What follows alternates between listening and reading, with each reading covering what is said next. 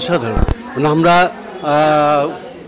প্রথম প্রযোজনা বোঝাই তো যায় না, কেন হয়তো অনেকগুলো শোয়ের পর হয়েছে, কিন্তু কখনো বিশ্বাস হয় না যেটা প্রথম প্রযোজনা। প্রত্যেকে ভালো অভিনয় করেছেন, সাবজেক্টও ভীষণ ভালো। মানে নাট্য উৎসবে যে মানে এরা অনেকটা মাত্রা বাড়িয়ে দিচ্ছে, মানে সত্যি সম্মানীয় এরা প্রত্যেকেই, ভীষণ ভালো, ভীষণ ভালো।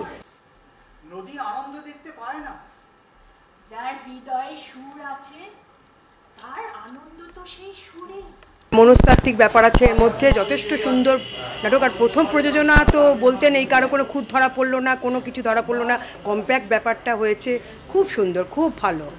মানে একেবারে মনস্তাত্ত্বিক নাটক দেখতে এমনিতে আমি পছন্দ করি, আর তার মধ্যে এই জিনিসটা পেয়েছি বলে আরও মনটাকে কেড়ে নিয়েছে। মানে ওই যে পুরস্কৃত হয়েছে নাটকটা, একটা অ্যাওয়ার্ড পেয়েছে, পাওয়ার মতন।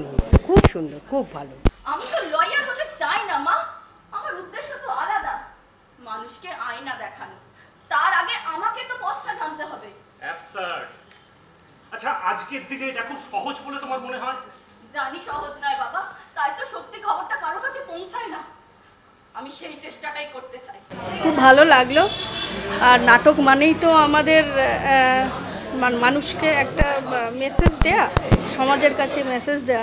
খুব ভালো লাগলো, খুব ভালো অভিনয় করেছে এবং ওদের এটা বলছে যে প্রথম মানে স্টেজ আর কি, তো সেই তুলনাতে খুব সুন্দর আর কি লাগলো আর কি।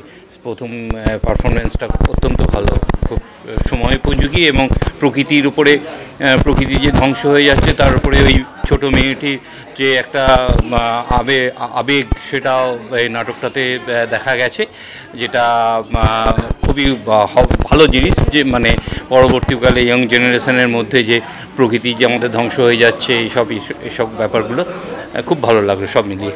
খুব ভালো, মানে নাটকটা যেটা এই মুহূর্তে দেখলাম, খুব ভালো স্বচ্ছতা, খুব ভালো অভিনয় করেছে, খুব ভালো লেখা নাটক একটা।